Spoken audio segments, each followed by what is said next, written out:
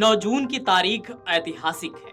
आज प्रधानमंत्री नरेंद्र मोदी तीसरी बार पीएम पद की शपथ लेंगे और वो ऐसा करने वाले जवाहरलाल नेहरू के बाद दूसरे प्रधानमंत्री होंगे और गैर कांग्रेसी पहले प्रधानमंत्री बनेंगे। शाम 7:15 बजे राष्ट्रपति भवन में नरेंद्र मोदी तीसरी बार पीएम पद की शपथ लेंगे।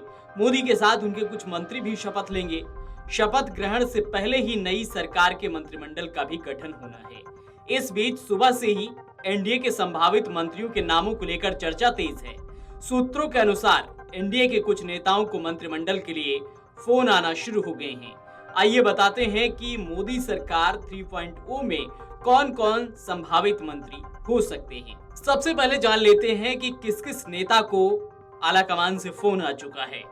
सूत्रों के अनुसार बीजेपी हाईकमान की तरफ से एनडीए के नेताओं को फोन आना शुरू हो गए हैं। इस बार मोदी सरकार 3.0 में टीडीपी और जेडीयू की बड़ी भूमिका है। ऐसे में बीजेपी के साथ साथ गठबंधन के दलों को भी मंत्रिमंडल में जगह दी जाएगी।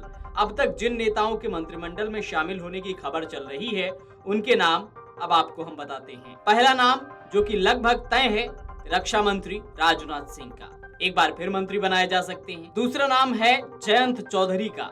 आरएलडी अब की बार एनडीए का हिस्सा रही है, 2 सीटों पर जीत हासिल हुई है और माना जा रहा है कि राज्यसभा सांसद जयंत चौधरी को केंद्रीय मंत्री बनाया जा सकता है। तीसरा नाम है अनुप्रिया पटेल का। पिछले 2 कार्यकाल में मंत्री रही अनुप्रिया पटेल अब की बार फिर मंत्री बन सकती हैं। इस बार अनुप्रिया पटेल 2 सीटों पर चुनाव लड़ रही थी, लेकिन वो सिर्फ अपनी ही सीट बचा सकी हैं। उनकी पार्टी का एक प्रत्याशी चुनाव हार गया है। अगला नाम है चिराग पासवान का। चिराग पासवान बिहार की 5 सीटों पर चुनाव लड़ रहे थे और 100% स्ट्राइक रेट के साथ उन्होंने जीत हासिल की है। 5 की 5 सीटें उन्होंने जीती हैं। माना जा रहा है कि चिराग पासवान का मंत्री बनना तय है। इससे अगला नाम है चंद्रशेखर पम्पसानी, जो कि टीडीपी से हैं। टीडीपी ने बेहतर परफॉर्मेंस किया है और एनडीए का अहम हिस्सा बन गई है, तो इसलिए चंद्रशेखर का भी मंत्री बनना तय माना जा रहा है। कहा जा रहा है कि जीतन राम मांझी भी मंत्री बन सकते हैं। हम पार्टी से जीतन राम मांझी चुनाव जीत कर आए हैं, एनडीए का हिस्सा हैं। 1 सीट उनको मिली थी और गया सीट पर जीतन राम मांझी ने लोकसभा का चुनाव जीता है। अगला नाम है नितिन गडकरी का। नितिन गडकरी बीजेपी के नेता हैं, महाराष्ट्र के कद्दावर नेता हैं।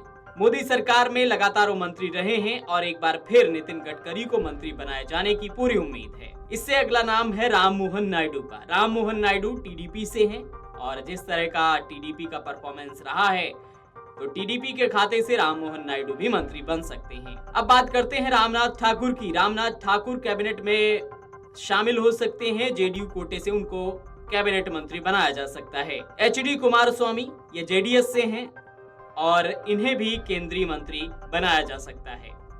पीयूष गोयल एक बार फिर मंत्री बन सकते हैं। बीजेपी कोटे से पीयूष गोयल को दोबारा मंत्री बनाया जा सकता है। ज्योतिरादित्य सिंधिया एक बड़ा नाम, मध्य प्रदेश का। लोकसभा का चुनाव जीतकर ज्योतिरादित्य सिंधिया आए हैं और उन्हें मंत्री बनाया जा सकता है। प्रताप राव जाधव शिवसेना से हैं। शिवसेना शिंदे गुट से प्रताप राव जाधव को कैबिनेट मंत्री बनाया जा सकता है। कमलजीत सहरावत बीजेपी कोटे से मंत्री बन सकते हैं।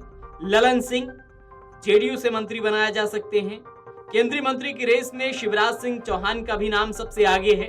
कहा जा रहा है कि पूर्व मुख्यमंत्री शिवराज सिंह चौहान को भी मोदी कैबिनेट में जगह मिल सकती है। किरेन रिजिजू एक बार फिर से मोदी मंत्रिमंडल में शामिल हो सकते हैं।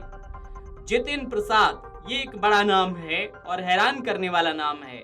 अभी जितिन प्रसाद योगी कैबिनेट में मंत्री हैं, उन्हें अहम जिम्मेदारी है यूपी में।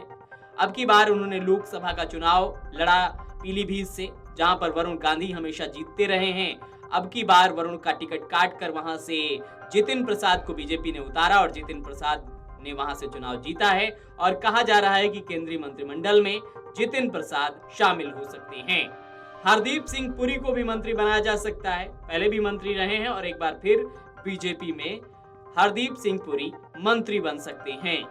तो ये वो तमाम चेहरे हैं, ये संभावित चेहरे हैं जिन्हें आज 7:15 बजे शाम को जब शपथ ग्रहण होगा, उस दौरान मंत्री पद की शपथ दिलाई जा सकती है। वीडियो डेस्क अमरुजाला.com। अगर आप ये वीडियो YouTube पर देख रहे हैं तो हमारे चैनल को सब्सक्राइब करें और बेल आइकन को दबाना ना भूलें। अगर आप Facebook पर ये वीडियो देख रहे हैं तो हमारे पेज को लाइक करें।